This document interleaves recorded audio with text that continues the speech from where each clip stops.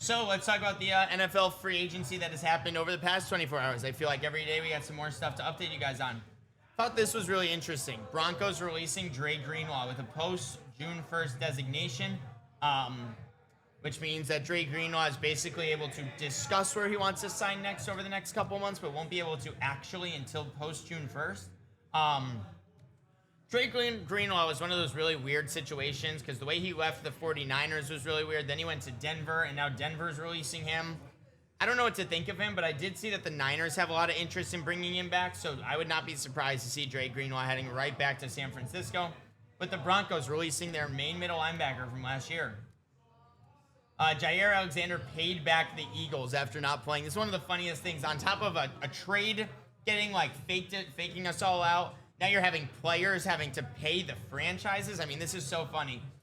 Alexander got traded to the Eagles but never played for them, so he had to give back his $889,000 to the Eagles, who also received a salary cap credit. Just thought that was kind of funny. I thought that was news. I'd never seen that happen before, where a player pays back a contract to a team. So there you go. Seahawks bringing back their fullback. I thought it was cool to see all the fullback deals that happened this offseason, specifically Patrick Ricard heading to New York is a really, really good one. But yeah, a lot of good fullback signings. A lot of like fullback, punters, long snappers, all were big-time signings over the course of it. Yeah, Orlando Brown, representing himself, lands a 2-year extension on Thursday with the Cincinnati Bengals. He approached the team's front office to see if the two sides could work out a deal. Turns out it wasn't that hard. Isn't that funny? The Bengals actually working with their players to make deals. If only they did that for the past 4 years, they'd be good. The Browns have officially released David Njoku and Wyatt Teller, which means Wyatt Teller and Njoku are both unrestricted free agents heading into June 1st. Njoku is one of those players that I really expect to go get picked up and make an impact somewhere immediately where he goes. I don't know where exactly it's going to go. I could see an NFC team bringing him in and paying him a little too much money, similar to like the Isaiah Likely deal, maybe a little bit less because he's older, but David Njoku could really, really be a hell of a player elsewhere. But with the emergence of Harold Fannin out of Bowling Green this past season, I mean, David Njoku had to kind of have gotten cut because they're going to use Fannin so much more. Just can't wait to see where Njoku ends up. I hope it's somewhere really, really smart for him and he has a good end of his career because he's been through a lot, especially being on the Cleveland Browns. So this was a good signing, in my opinion. The Los Angeles Chargers going out there and signing Keaton Mitchell on a 2-year deal. He is actually coming with Jesse Minter from Baltimore over to the Chargers. How can you be upset at the Chargers getting a speedster back when they have Mike McDaniel as their offensive coordinator, John Harbaugh as their head coach, trying to build that run game even more? We saw guys like Kamani Vidal have impactful moments for them last year when Omarion Hampton got injured. I think Keaton Mitchell is going to slide right into that role and fit really well as the backup running back over there in LA. Oh yeah, Jack Conklin also released by the Cleveland Browns. Browns just, I mean, I told you they're restarting their entire offensive line, and there you go. Ravens released Cooper Rush. They also signed Tyler Huntley to a 2-year, $11 million extension. This is my biggest take with this. When you have a backup quarterback that is working, don't try and change it.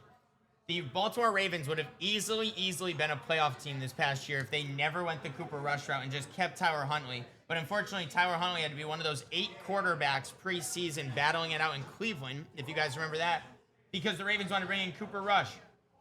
Well, who would have thought when you get rid of when Lamar Jackson goes down and you bring in an old white pocket passer quarterback, the offense gets really stagnant because Derrick Henry becomes a non-factor with no rushing quarterback back there. It was like, who would have thought that wasn't going to work? I thought that was really weird to see them let Tyler Huntley go, bring in Cooper Rush, they lose all those games, then they bring Tyler Huntley back.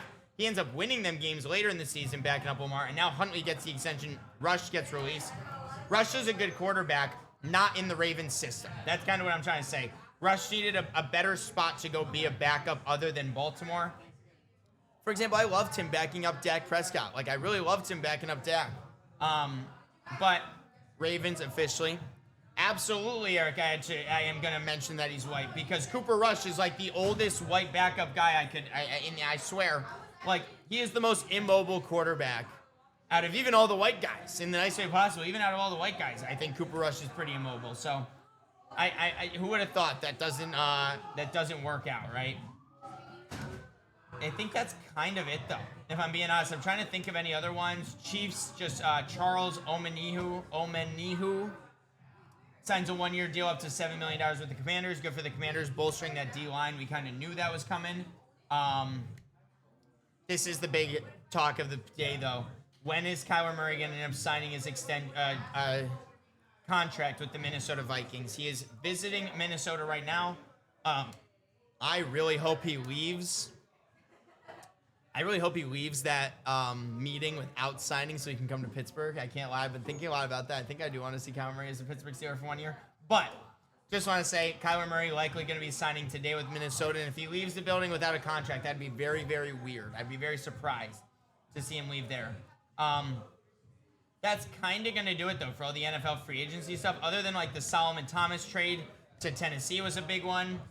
Osa getting traded, which... that was a really bad situation. If you guys know the story of him on the Cowboys and Jerry Jones trading him away is so bad. It's so bad, Jerry Jones, but what do we expect out of Jerry Jones at this point? Him making good decisions? Like, none of it makes sense. Texans are signing Foster Moreau to be the backup tight end behind Dalton Schultz. That's really going to be all the news, though. Oh, Steelers sign offensive tackle Jack Driscoll. Philadelphia guy. Let's go. Philadelphia always has good offensive linemen, so I feel very good about Steelers bringing in offensive linemen. But there you go. That's going to be our NFL free agency talk of the day.